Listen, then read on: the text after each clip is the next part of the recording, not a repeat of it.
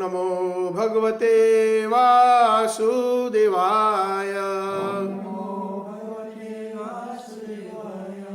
नारायणं नमस्कृत्यं नरं चैव नरोत्तमं देवीं सरस्वतीं व्यासं ततो जयमुदीरयेत्। शृण्वन्ता स्वकथा कृष्णा पुण्यश्रवण कीर्तनम् हृदयन्तस्तः भद्राणि विदुनोति सुहृत्सताम्। नष्टप्रायेषु अभद्रेषु नित्यं भागवत सेवया भगवती उत्तम श्लोके भक्तिर्भवति नैष्ठिकी। भक्तिर्भवति नैष्ठिकी। आराध्यो भगवान् व्रजेश तनयस् तद्धाम वृंदावनम रम्या काचिदुपासना व्रजवधुवर्गेण तया कल्पिता। श्रीमद् भागवत पुराणयमलं प्रेम पुमार्थो महान्। श्री चैतन्य महाप्रभुर्मतैदं नायत्रयाग्रह परः। तंत्रा श्रीमद् भागवतम की जय। वंचाकल्पतरुभ्यश्च कृपा सिन्धुभ्येव च पतितानां पावनेभ्यो वैष्णवेभ्यो नमो नमः। Reading from Grantraj Shrimad Bhagavatam. Today we will be continuing from canto number 11, chapter 16, entitled The Lord's Opulence. And today's verse in chronological order is verse number 43. Please repeat. Yo vai vana manasi samyak asamyachan dhiyayati tasya vritam tapodanam Sravati ama ghatambuvat. Translation and purport by the disciples of His Divine Grace A.C. Bhaktivedanta Swami Srila Prabhupada. Srila Prabhupada Ji ki, Brahmavata Gaudiya Sampradaya Acharya Guru Var ki, Gaur Premanande. Yah, one who, Vai, certainly, Vaka Manasi, the speech and mind, Samyak, completely, Asam Yachan, not controlling, Dhiya, by intelligence, Yatiha, a transcendentalist, Tasya, his, Vratam, vows, Tapaha, austerities, Danam, charity, Sravati, run out, Ama, unbaked, Ghata, in a pot, Ambu Vata, like water. Translation.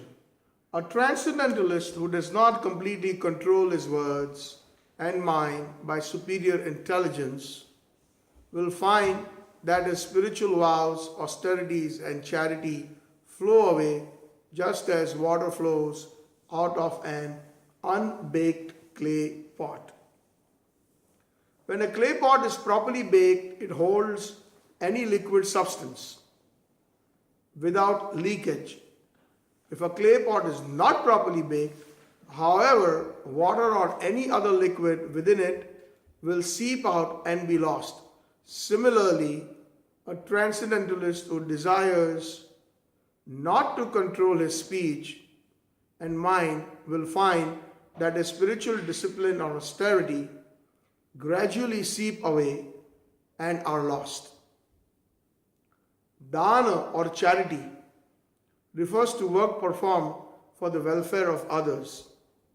Those who are trying to give the highest charity by preaching Krishna consciousness should not engage in speaking cleverly for the satisfaction of beautiful women, nor should they attempt to become artificially intellectual simply for the sake of mundane academic prestige. One should not even think of intimate sexual relationships, nor should one daydream of acquiring a prestigious position. Otherwise, one's determination to strictly practice Krishna consciousness will be lost. As described here, one must control his mind, senses, and speech by higher intelligence so that one's life will be successful. Om Jnanatirmirandasya Jnananjana Shalakaya Chakshurun Militam Yena Tasmai Shri Gurave Namaha. Vanchakalpatarobhyascha Kripa Sindhubhya Evacha Patitanam Pavanebhyo Vaishnavebhyo Namo Namaha.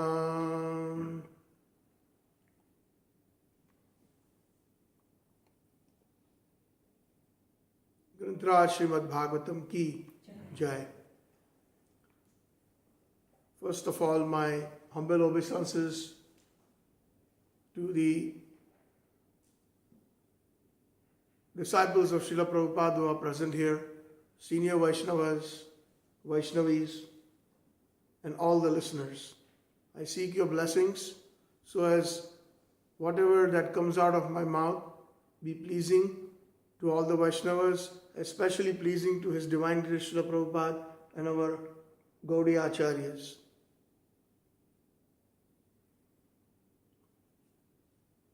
So I will read the translation one more time. A transcendentalist who does not completely control his words and mind by superior intelligence will find that his spiritual vows, austerities, and charity flow away just like water flows out of an unbaked clay pot. So here basically, this is the second last verse of this chapter.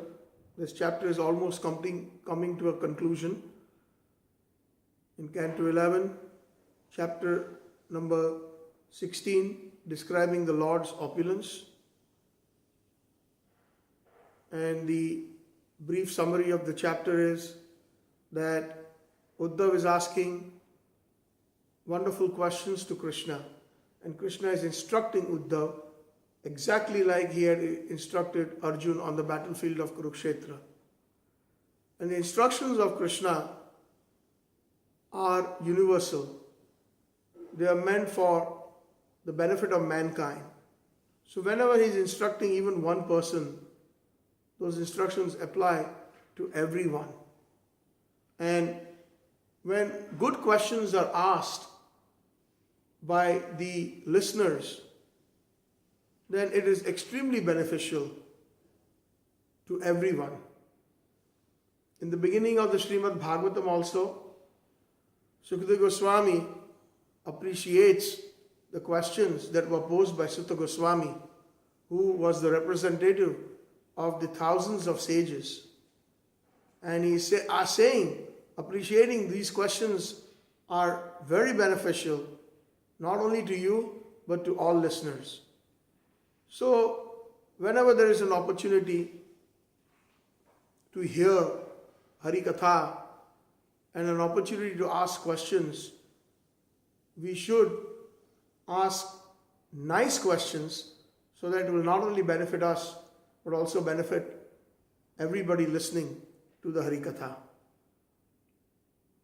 Actually, there is a nice verse in the Ramayana that I'm reminded of. Lord Shiva appreciates his wife Parvati.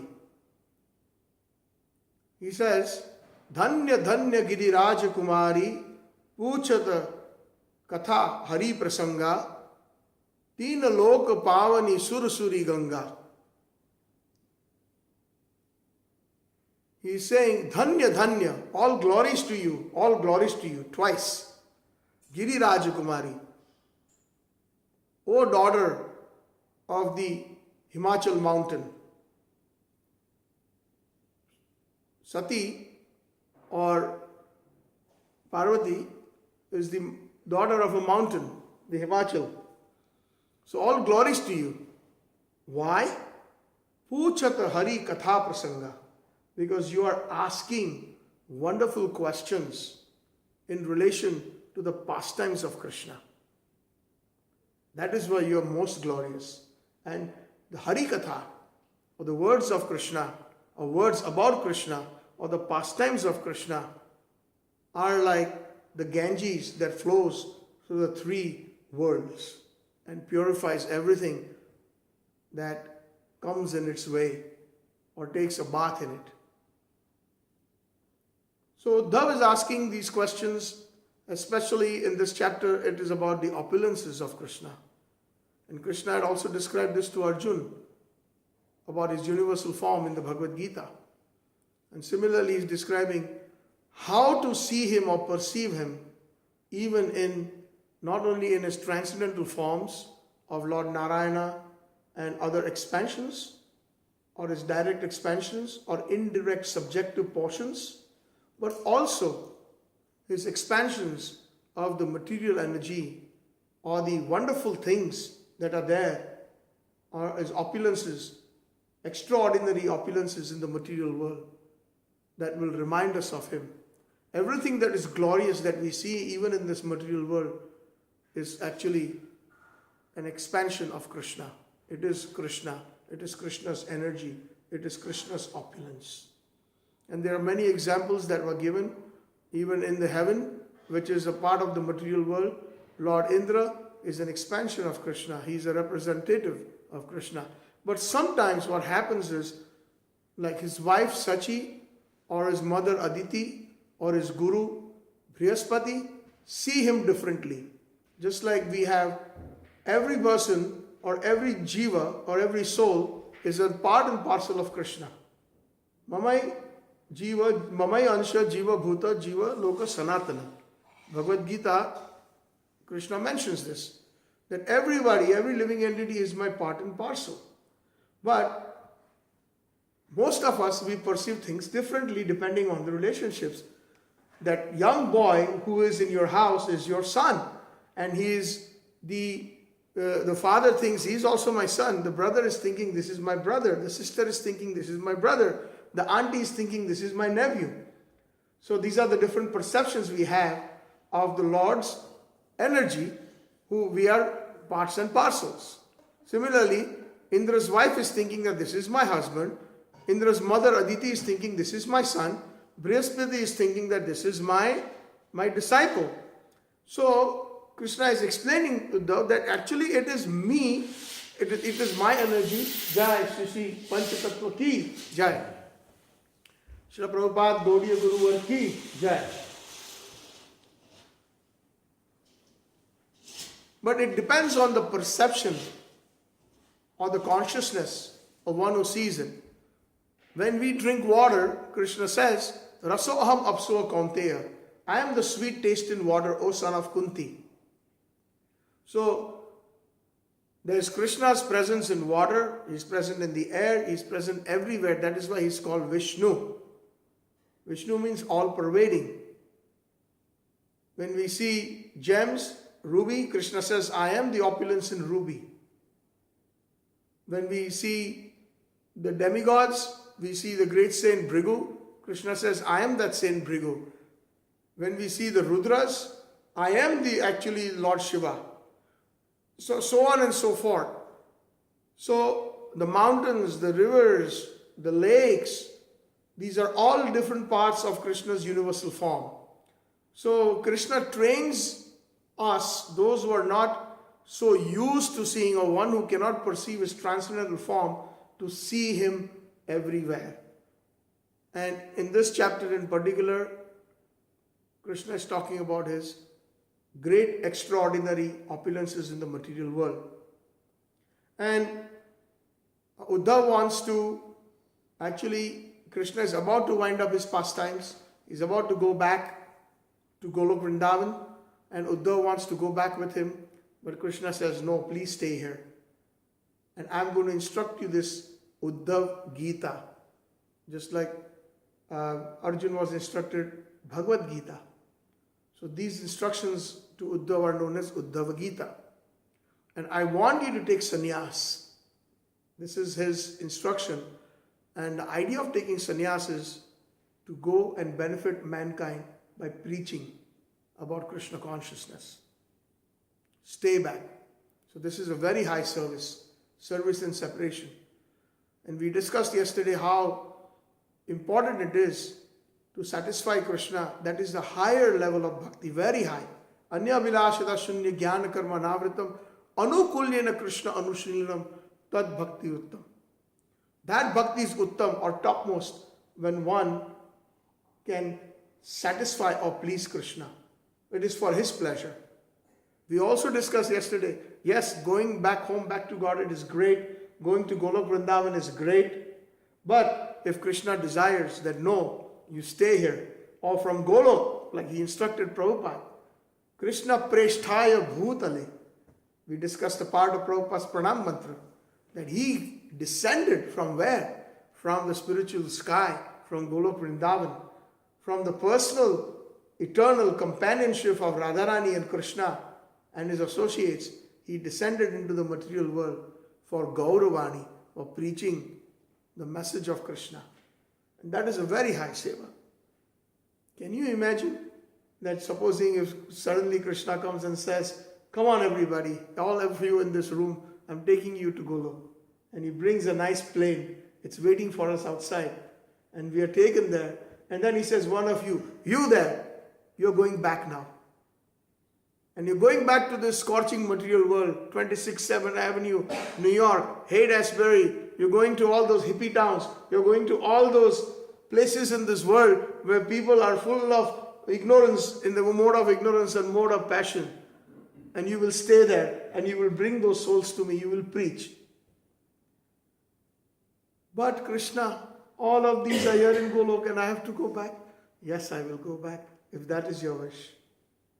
That is a higher bhakti. So Krishna wants Uddhava to stay. The same thing as Prabhupada explained, Vapu and Vani. One can always serve the Guru in his personal association, physical association. Similarly, one can personally associate with Krishna in Vaikuntha, in Golok.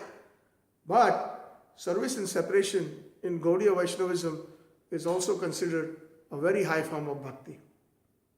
Nama Gaur Kishoraya Shakshat Vairagya Murtaye Vipralamba Rasambodhe Padam Bhojayate Namaha.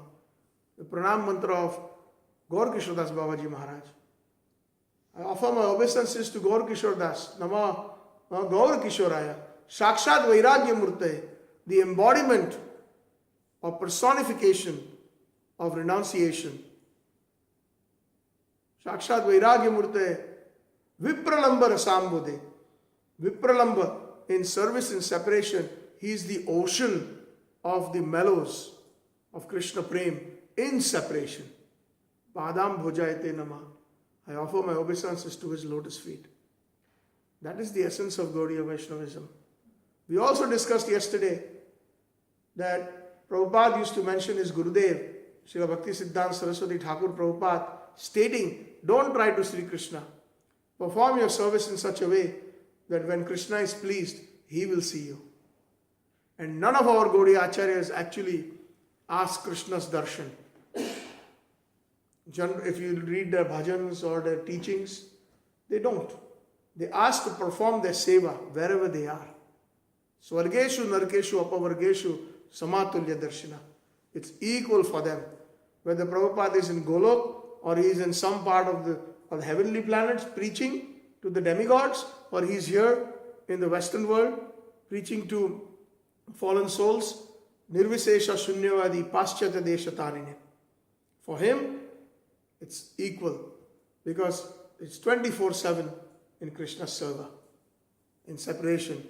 And therefore, such devotees, they are never lost to Krishna, and Krishna is never lost to them. Actually, it is service and separation is the highest bhav that even the gopis experience in Vraj. When Krishna disappears, what do?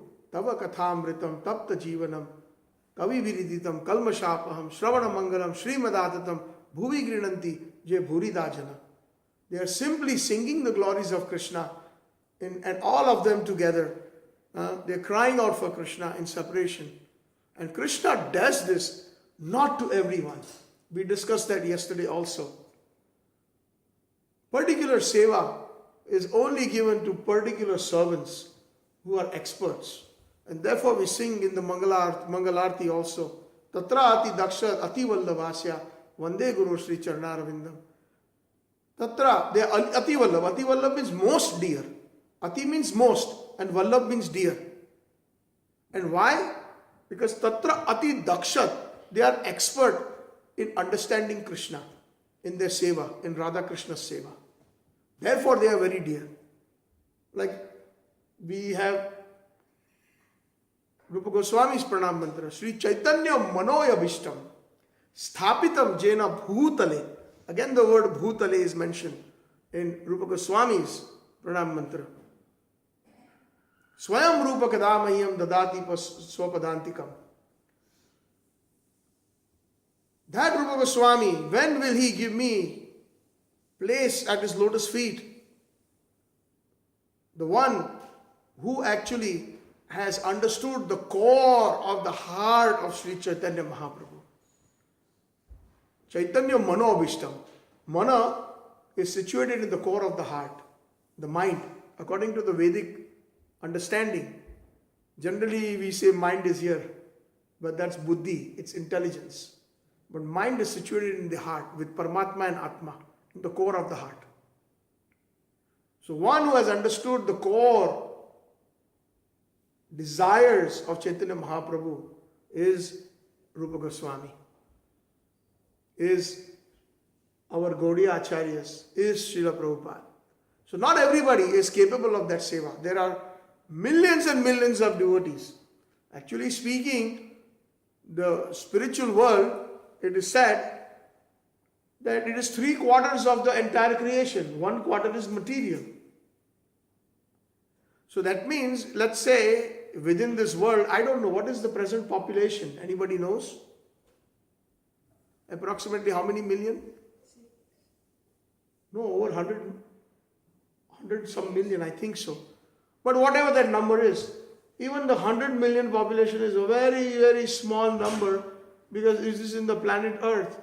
And in the Earth, then when we go into the Vedic cosmology, we have all this Bharatvarsh, we have Jambudvip, and then we have in Jambudvip, we have all these different planets, and then we are in this Brahmand, and there are in the Brahmand there are 14 planetary systems, and then there are 6 heavenly planets, they are full of inhabitants, and then in the hellish planets, they are full of inhabitants. And then when we go beyond each Brahman, there are millions of other Brahmans full of inhabitants. And that makes only 25%. And 75% is spiritual. They are full of liberated souls, full of liberated devotees. But not all of them are capable or chosen by Krishna to do a special seva. And such is our position of Srila Prabhupada and our Gaudiya Acharyas. They are very special. That's why they are Tatra Ati Vallavasya. Nikunja Yuno Ratikeli Siddhya Yaya Alivir Yukti Rapekshaniya Tatra Ati Dakshat Ati Vallavasya Vande Guru Sri Charnaravindam. So they are chosen, and then they are chosen because there is a very special reason behind it if we actually analyze this. He causes this separation, he gives the separation to the devotees that he loves the most. Like the gopis are so dear to him, but he gives them separation so that it enhances their love for him even more. Separation causes more and more love. Love increases. Ananda buddhi vardhanam. Pratipada purna amrita swadanam. So even in separation, the pure devotees who are very close to Krishna, Krishna deliberately gives them separation. And Krishna deliberately, it is not one way. He also personally is a part of this separation. Separation means minimum 2 persons. Generally we think only separation of devotees, separation of gopis. But what about the separation of Krishna? Actually, that is what he felt. The separation from the pangs of the gopis, the separation from Vrindavan, from Vraj. He felt it in the core of his heart. That is one of the reasons why he sent Uddava to Vrindavan. To express his separation also to the gopis. And to ask him, how are my gopis? How are my gopas? How is my father? How is my mother? How are the Vrajvasis? And to teach Uddhav what actually Krishna Prem in Madhurya Ras or Vraj Prem is. Or Madhur Ras, the sweet Ras of Vraj. Uddhav was a great scholar. He was the topmost disciple of Brihaspati. He was like almost the Vedas personified. He knew all the slokas in the Vedas. He could explain so many things. But again, just by knowing the Vedas is not sufficient to have pure devotional service to Krishna. And that is the reason why Vyasadeva was asked to compile Shrimad Bhagavatam. Although he had compiled all the Vedas, Vyasadeva himself did not know the reason for his despondency, for his sadness. Why he was so morose. And then Naradji came and instructed him that yes, the reason is because you have not sufficiently described pure devotional service. You have not sufficiently described the pure pastimes of Krishna, the relationship between Krishna and his devotees. You have not described Vrindavan. You have not described the Prem. And then he compiled Shrimad Bhagavatam. Shrimad Bhagavatam Mahamuni Krite Kim Vapare Ishvara Sadhya Avruddhati Atra Krutubhi Shushrubi Tatshara.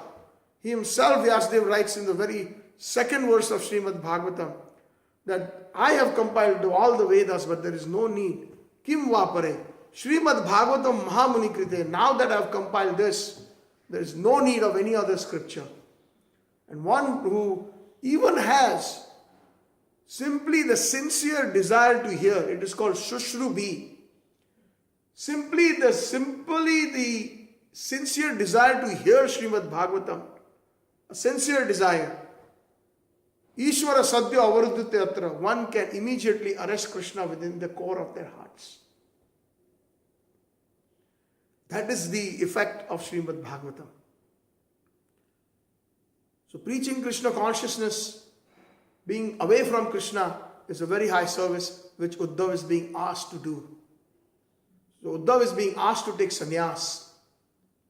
And in this particular verse and the previous verse, Krishna is telling him that please control your speech, control your mind, control your senses, control your words with your superior intelligence.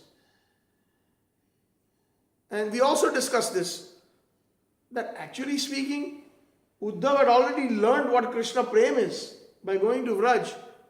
Why is he asking him to control his mind, his speech, etc.? Already somebody who is of that level need not really do that. But it is a lesson for us that he wants to be an example. We mentioned that yesterday, that Prabhupada was well situated in Vrindavan after taking sannyas in Radha Damodar Mandir and Vamshi Gopal Mandir. He did not actually need to take sannyas. Mahaprabhu did not need to take sannyas, but he took sannyas because sannyas is highly respected in society. Out of the 4 ashrams, sannyas ashram is the topmost. And people, generally, they have so much respect for it. For any renounced person, when they speak, people hear. You get more audience. People hear with respect. It has a profound effect. And that is why sannyas is taken. So that is the reason he is instructing him the main qualities of sannyas. And if you do that, then yadyad acharati shrestha tat tat jana anuvartate. The common people will follow the example of the leaders. So even leaders have to show with example, although they may be so advanced, they have to follow the rules and regulations, especially for the common people, so that they can be delivered through Vaidhi Bhakti first, through rules and regulations. And when you are in a sannyas ashram, then there are rules and regulations for the sannyas ashram also. And here he is very clearly stating that please control your mind, your words. When our Gaudiya Vaishnavas take sannyas, it's the 3 dandi sannyas. What does that indicate? The 3 dandas or the 3 sticks? They're actually tied in the cloth, so you cannot see them. But there are 3 sticks in it. One is with serving Krishna with mind, mana, vacha, kaya.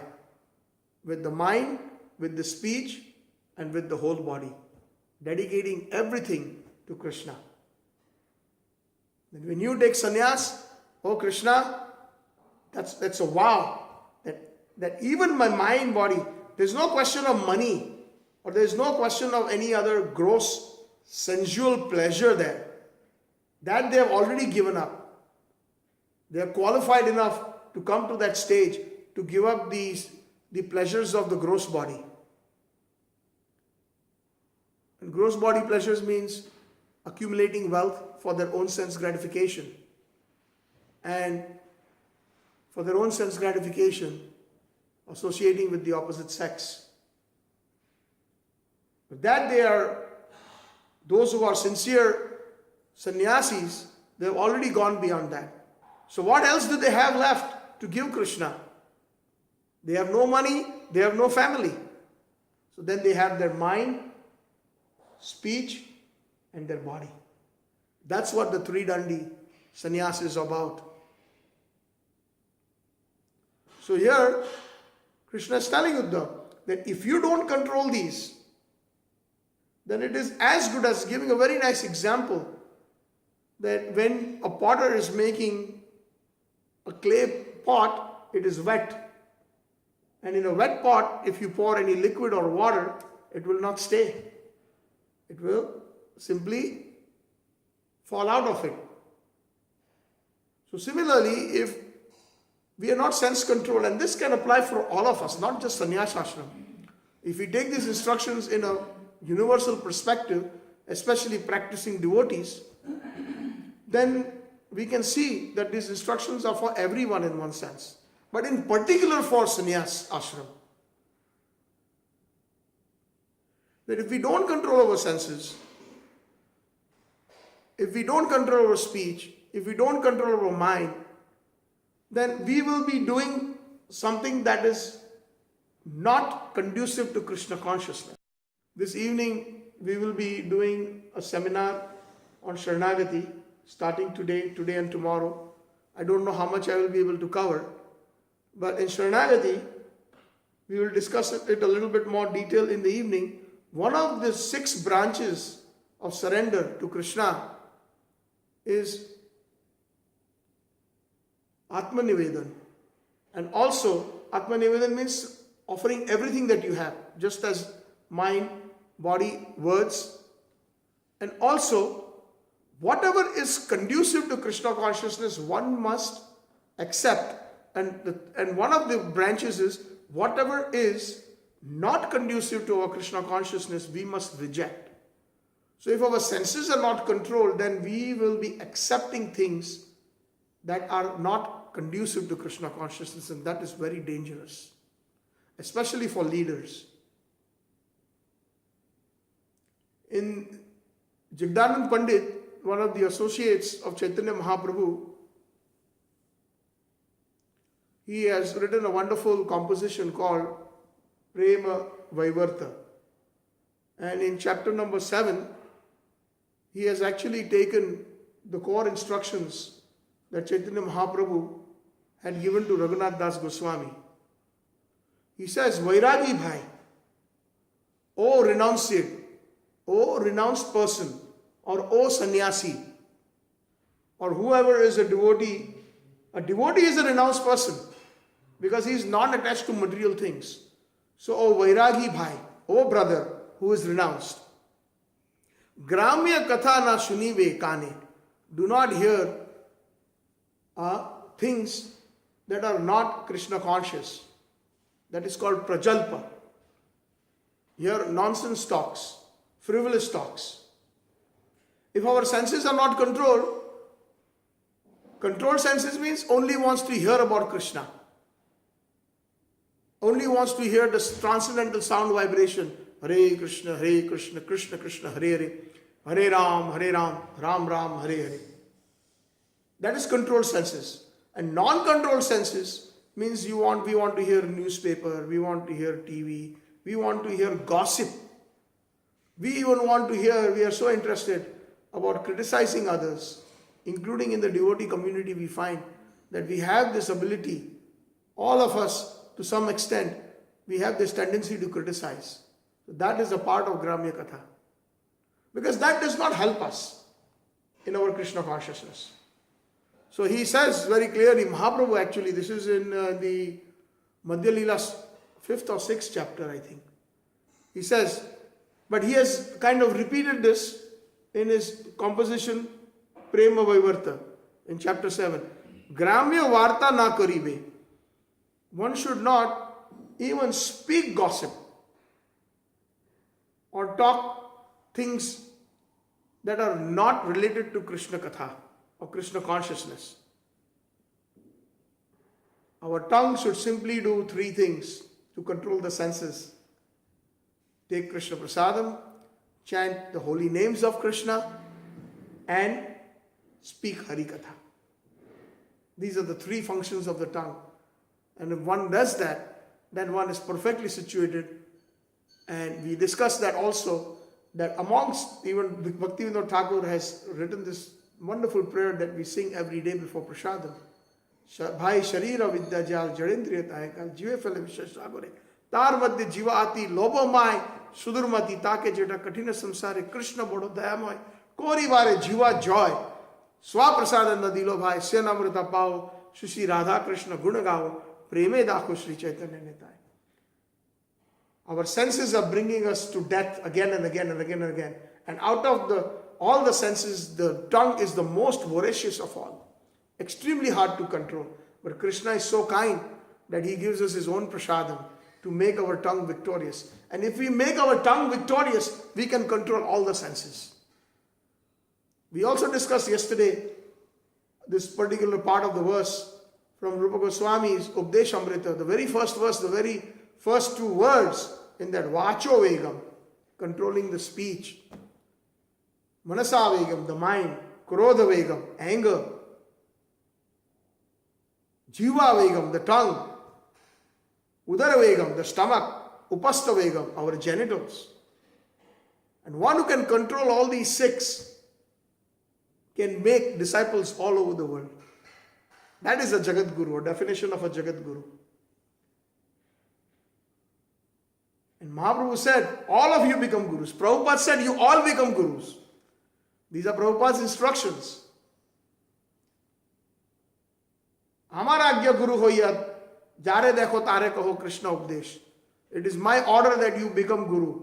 And at every moment, whenever you get the opportunity, jare dekho tare kaho Krishna updesh. Speak about Krishna. Speak Krishna consciousness. Jivan sarthak kori karo paro upkar. First you become perfect and then you share this Krishna consciousness. And do this. Dana. The word dan is being used here. Charity. Dan or charity refers to work performed for the welfare of others. Those who are trying to give the highest charity, by preaching Krishna consciousness should not engage in speaking cleverly for the satisfaction of beautiful women or for their own self-aggrandizement or for their pratishtha. So, Jagdanand Pandit is saying, Gramya Varta na koive, and he's saying, Swapne na kore, bhai stri sambandha. Not even in your dreams, O renounced person, you should even dream about a woman. Swapne o na kore bhai stri sambandha. Griya stri chhadiya. You have left your own woman at home by taking vanaprastha and then sannyas. Griya stri chhadiya. Ani ashiyache one. You have come to the forest. Vanaprastha, what does that mean? Vana means one, means forest. And prastha means to proceed. So when one reaches that age, Prabhupada and our Vedic scriptures, Varnashram Dharma says that after 50, one should become Vanaprastha. And Vanaprastha means also from the heart. One may not be practical to go and stay in the jungle. Our movement is not recommending that. Preaching Krishna consciousness in the proper understanding and proper control senses is Vanaprastha, is sannyas. Even a grihastha is a sannyas, if it is done properly. If we have the proper understanding, staying in our own houses, we can be vanaprasthas and sannyasis from heart. The external garb is required because it has the desired effect on the social, on the society. But otherwise, also, one can become a vanaprastha from their heart by controlled senses and a sannyasi. So he's saying very clearly, Grihastri chhadiya. You have given up your own wife. And some of these sannyasis, they've given up their own wife and they've taken to the one, meaning they have taken the renounced order, and then they have affairs and they have all kinds of material association with women. So he's instructing that you have given up your own wife for what now? So that you can associate with more women? Can you imagine? Look at these wonderful instructions. You have given up your own wife and taken Ugravana Prasthan, you have taken sannyas, so that now you can associate with more women? No. Then he says, Yadi Chaha pranaya rakhite Gauranga Shane. If you want to keep the lotus feet of Gauranga Mahaprabhu, and if you want to have the association of Mahaprabhu, the topmost association, which is pranaya. Pranaya means the conjugal love of Radha and Krishna, which Mahaprabhu can give the secrets. Very high level of bhakti. So this particular example he is giving here in Prema Vivarta is that Mahaprabhu gave his associates in Jagannath Puri the last 12 years. He himself was in extreme separation. Talking about separation that we were talking. Separation, he was in the mood of Srimati Radharani. He is actually in the mood of Viyogini Radha. Viyogini means Radha in separation. The first several decades of his life, he went out and he preached Sankirtan. He took sannyas and he preached Sankirtan from north, south, east, west, all over Bharat, all over India. And then, finally, he did his own bhajan last 12 years in the Gambhira. And at that time, he had his very intimate associates with him. Rai Ramananda, Swarup Damodar, Govinda, Jagdanand Pandit, Sarva Bhattacharya. All these, they were all intimate associates. They are also intimate associates in Radha Krishna's Nitya Leela, in their eternal pastimes. And all they did, Swarup Damodar used to enhance, he used to act like a catalyst for Mahaprabhu's separation. And he used to speak those wonderful verses of very esoteric levels that would enhance that fire in Chaitanya Mahaprabhu's heart. And in the 20th chapter of Sri Chaitanya Charitamrita, at the end, is the emanation of the Sishtastakam from the lotus mouth of Chaitanya Mahaprabhu, which is described as the volcano of separation that had burst, and all the lava is flowing out of Mahaprabhu's lotus mouth in the form of Sishtastakam. It is actually lava in separation. When there is separation, there is a lot of burning inside. Indescribable. Separation from Krishna, because already he has at that point assumed Srimati Radharani's mood. And Radharani is feeling so much separation from Krishna. So this 12 years in the Gambhira, Mahaprabhu used to rub his cheeks against the wall. Blood used to come out when he used to chant the holy name. He used to become a madman.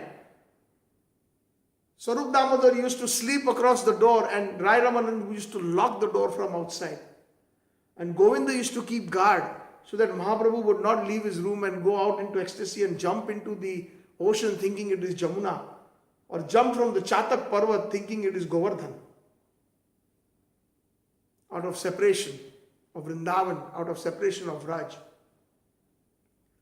And Mahaprabhu sometimes managed to do that by his amazing potency, that he would leave and then like a madman, and we know some of the pastimes, how he jumped into the ocean and then how a fisherman caught him thinking he caught a golden fish.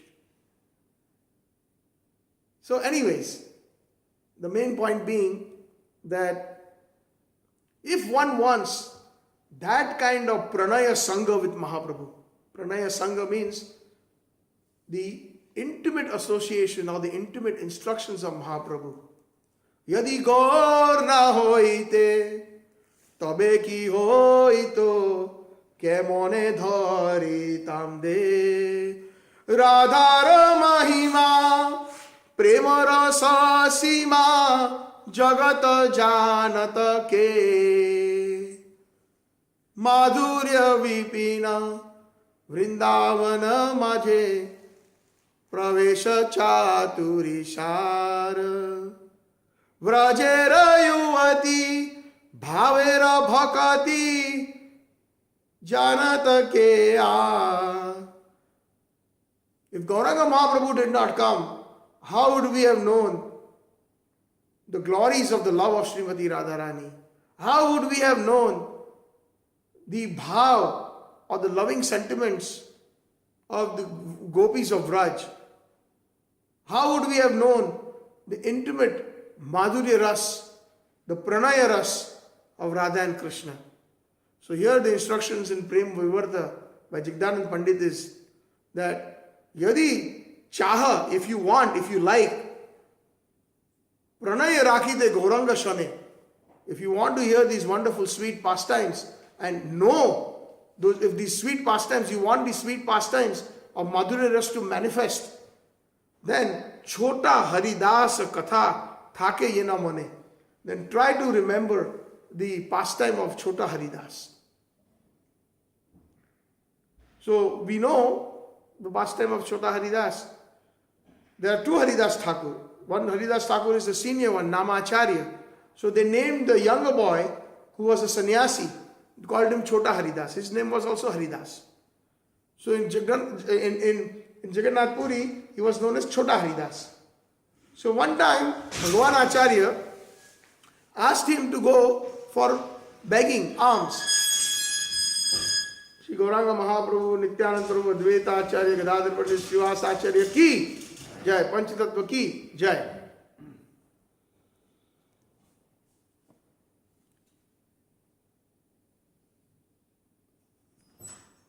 Sannyasis are supposed to beg. And that is the reason why they have the uttariya, the upper cloth that they have. How do you distinguish a brahmachari or a vanaprastha from a sannyasi? It's the upper cloth. They have a cloth that is tied around their neck, and that is mainly meant for bhiksha. They go out and do madhukari. Madhukari means, madhu means honey, or like a bee. And kari means to go from one flower to another flower, extracting honey. Similarly, a renounced person in life does not go as per the sannyas ashram, they are supposed to go from one home to another, and they will take whatever. Somebody will give them two rotis, somebody may not give them anything else. Somebody will give them rice, somebody will give them some sabji. Even today, if you go to Vrindavan, some of these sannyasis and babas, they have one container, one box. Just that's all they have. And they go to the doors and somebody will give them chapati, somebody sabji, somebody rice, somebody dal, and they mix it together and then they eat it. So it is not very palatable. Sometimes you may find that they may not get dal, or they may just get rice and nothing else, and just roti, just chapati. So they have to accept it in the renounced order. Bhalo na khaibe.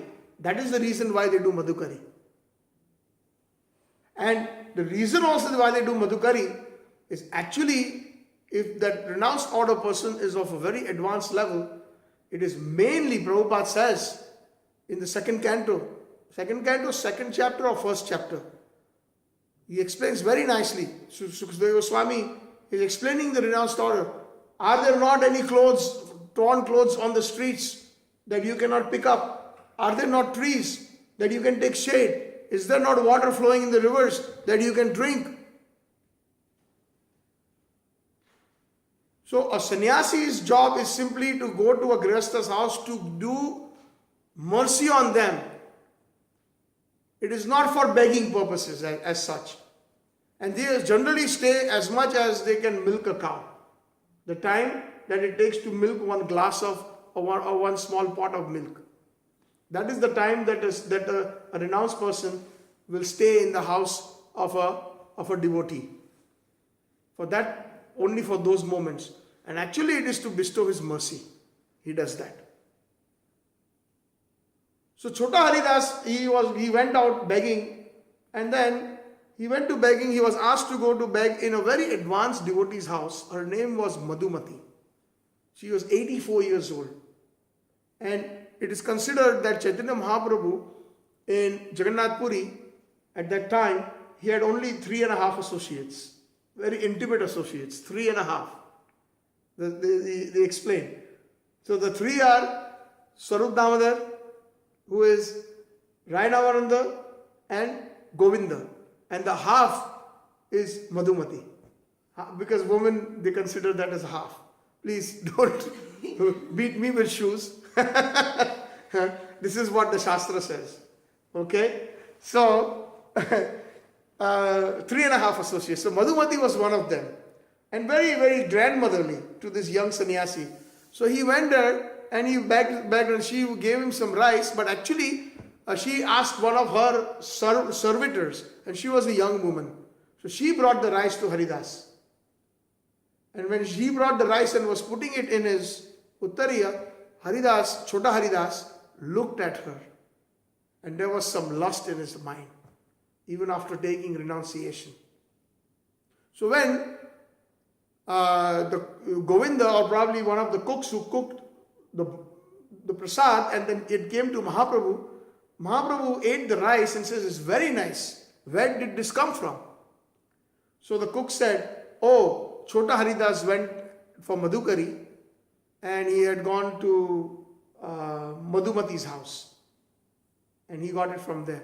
And Chaitanya Mahaprabhu became very upset. Actually, her name is Madhvi Devi, sorry, not Madhumati. I stand corrected.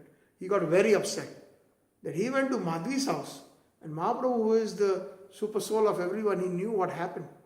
He knew that there was a young girl there, and he knew that Chota Haridas accepted that rice from her, and he knew, he could see that lust had seeped into him, that for that one moment only, for that just for that one moment. So Mahaprabhu said, "I don't want to see you anymore. Get out of my eyes." And then all the associates, intimate associates of Mahaprabhu, Swarup Damodar, Rai Ramananda, Jagdanand Pandit himself, and even his almost in the position of his guru, Paramanand Puri. Actually, the disciple of Madhvendra Puri is actually just like Ishwar Puri is a disciple of Madhavendra Puri. And Madhavendra Puri's disciple was Paramanand Puri. And he was also in Jagannath Puri. And Mahaprabhu used to associate with him. So even he requested somebody almost equal to Ishwar Puri, his guru. And he got so upset, he said that, Govinda, pack all my belongings. As a matter of fact, he said there were no belongings. Pack my kopin. He already had his kopins. And I'm leaving. So everybody said, no, Mahaprabhu, don't please leave. No.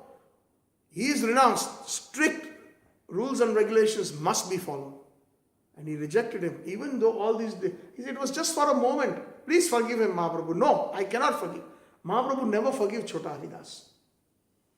So then when Chota Haridas found out, he left Puri and he went to Prayag, Allahabad, where the Triveni Sangam, Ganga, Jamna and the Saraswati, they meet. And he killed himself. He jumped into it. He committed suicide. So, Jagdanand Pandit Singh, Yadi chaha pranaya rakhide gauranga sane Chota Haridas katha thake na mane. One should immediately remember in your mind the pastimes of Chota Haridas. Bhalo na khaibe or bhalo na peribe. One should not wear good clothes. Na bhalo na peribe. Not wear those. Not eat good things. There's a nice little pastime of even Sanatana Goswami. When he first met Chaitanya Mahaprabhu, he had a nice blanket. Although he was completely in tatters, he had one blanket that he had kept, when he had left.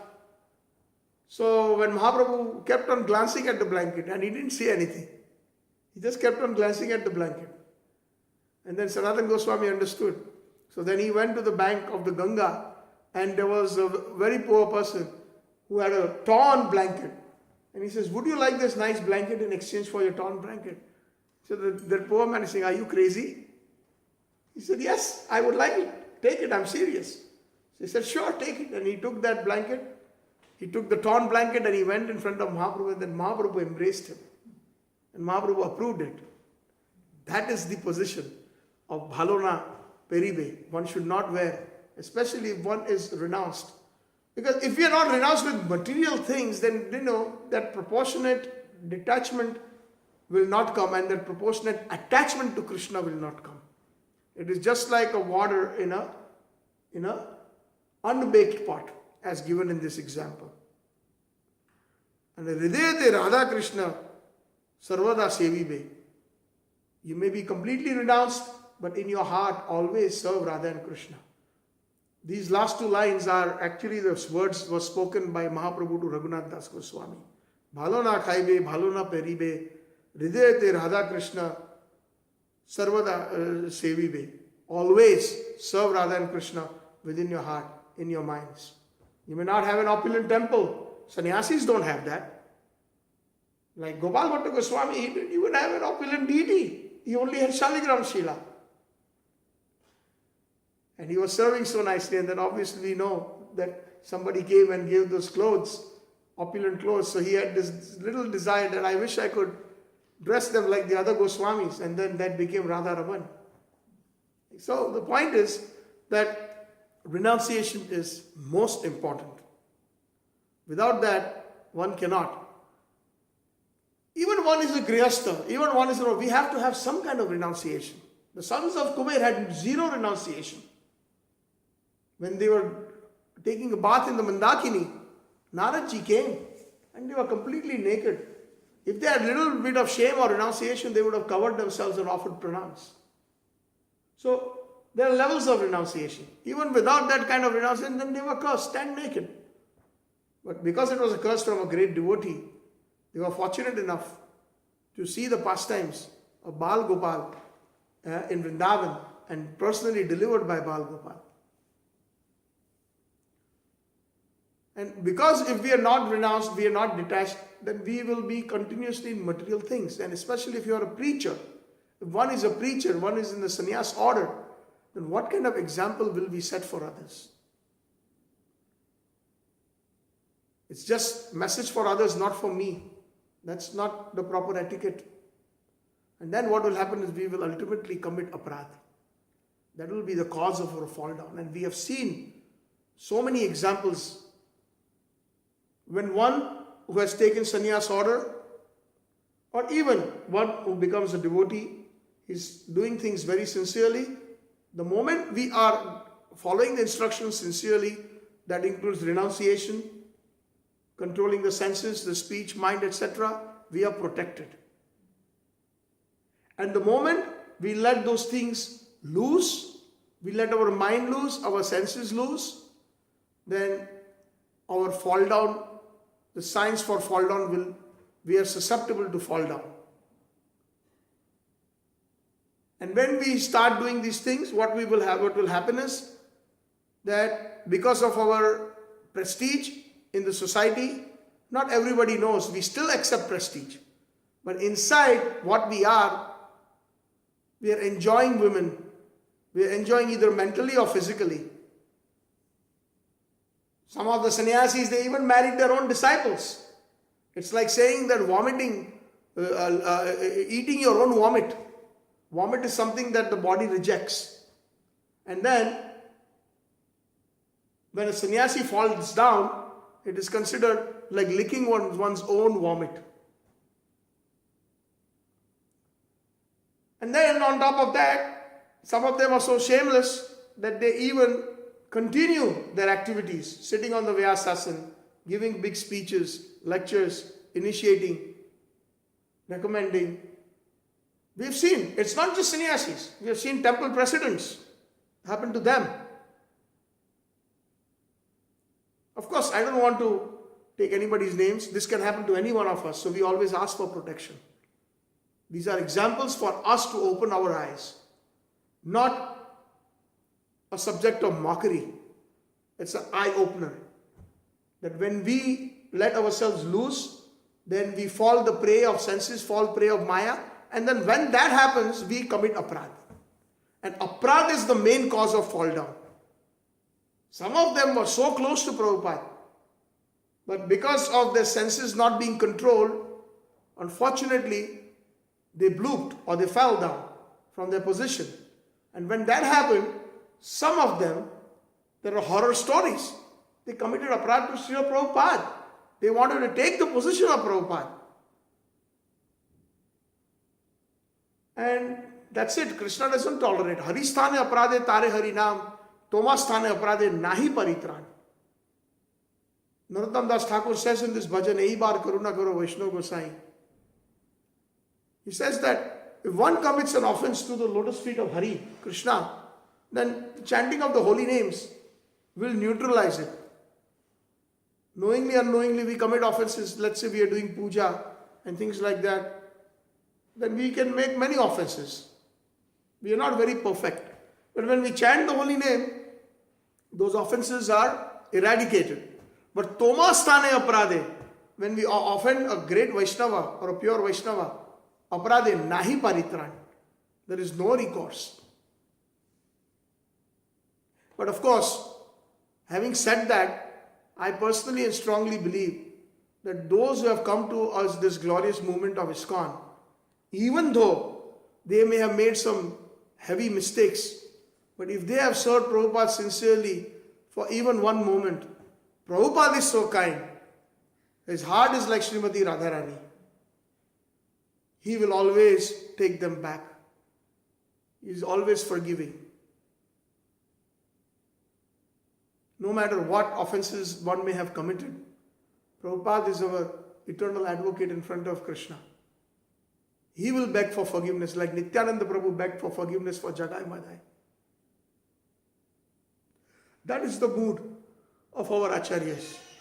But that does not mean that we freely do nonsense and give them trouble. We have to stay on our guard and we ask for protection constantly. Please protect me, Srila Prabhupada. Please protect me, O Krishna, you are the holy name.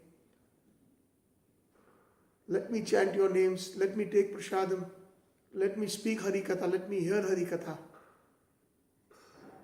Then we are protected. Thank you very much. Hare Krishna. If there are any questions or any comments. or any reflections?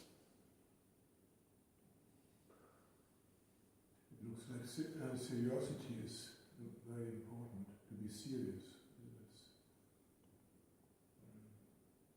Even if one has all these fails and so, but if one is serious, really, then, like you said, one is protected also. Yes. We have heard and we have seen many devotees leave the movement and they come back. They come back even more glorious, more serious. But being serious from the beginning is the best thing. Why take a chance? It's like playing Russian roulette. Take out of the 6 bullets, you put 1 bullet inside and then you rotate the barrel and then you say, is it going to hit me? Is it going to hit me? Is it going to hit me? Why do that? It's not worth it. Although we know that Prabhupada is very merciful, Ei baar karuna karo, Vaishnava Gosai, Patita Pavana Toma Vinay Kevanai. There is nobody as munificent as you who can uplift the fallen souls. Mo sama Patita Prabhu na paive yaar. Narottam Das Thakur is also praying to Chaitanya Mahaprabhu. You will not find anybody who is more fallen than me. It is the quality of Mahaprabhu, it is the quality of Prabhupada, it is the quality of Srimati Radharani to forgive and to be compassionate. But our quality is not to give them trouble. It still pains them. You think it doesn't pain Prabhupada when any of his disciples or any of us, even grand disciples or anybody in the movement deviates or goes away? Prabhupada said it takes thousands of gallons of blood to make one devotee. And we should be also very compassionate. For small things, we should not hang a devotee. Unless they have made something big offense, then let the leaders handle it. But one should never stop them from coming to the temple, take darshan, hear Hari Katha. This banning process, we should be very careful before we make that decision that we ban this devotee. Who are we to ban? Unless it is a harm, physical harm to children or something like that, where somebody is of a very, very high profile criminal activity. That's a different story. But do we have criminals as bad as Jagai and Madhai in our movement? I don't think so. That we should ban somebody. Devotee care, very important. Counseling them. We don't see a devotee for 2-3 days in a temple. Our heart should feel, where is that devotee? Is he okay?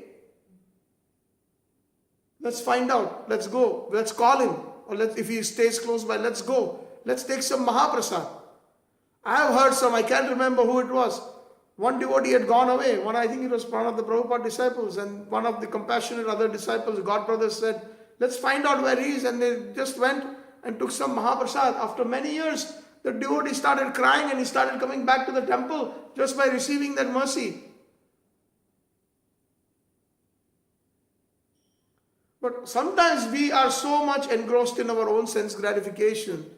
We think that this is our duty to come for Mangal Aarti or to come for Guru Puja or to sit for Bhagavatam or chant the minimum 16 rounds.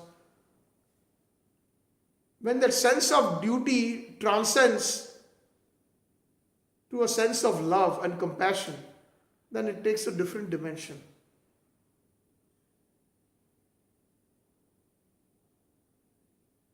I'm not saying duty is bad, don't misunderstand me. But I'm saying we should, at some stage, after many years in the movement, transcend that stage. We should come to the stage of nishtha, ruchi, asakti. But most of us, we are still struggling with bhajana kriya, anartha nivritti. So when will that nishtha come? When will that ruchi come? When will that asakti come? When will that day come that I can just wait till it's 3 in the morning and I will just chant all my japa before I greet the deities? When will that day come when I will be in ecstasy day and night chanting the holy names of the Lord, talking about Krishna to everyone? When will that day come?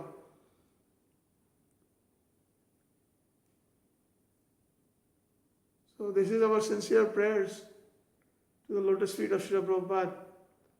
That fallen I am indeed, but please Prabhupada, protect me. If I am protected, I know I will be saved. And I know I will be able to serve you nicely. Jai Srila Prabhupada. Hare Krishna. Any other questions or comments or reflections?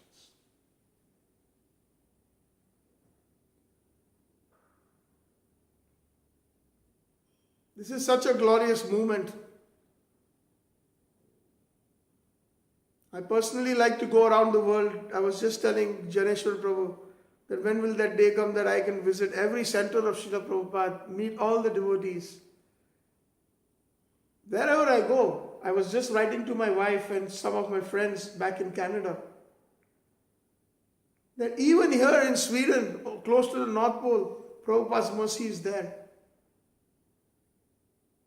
Some of my friends, when I send the pictures of this temple, wow, like literally, wow, man, this is like amazing. I said, yes, it is amazing. This is what Prabhupada is. This is what Prabhupada's sincere followers are.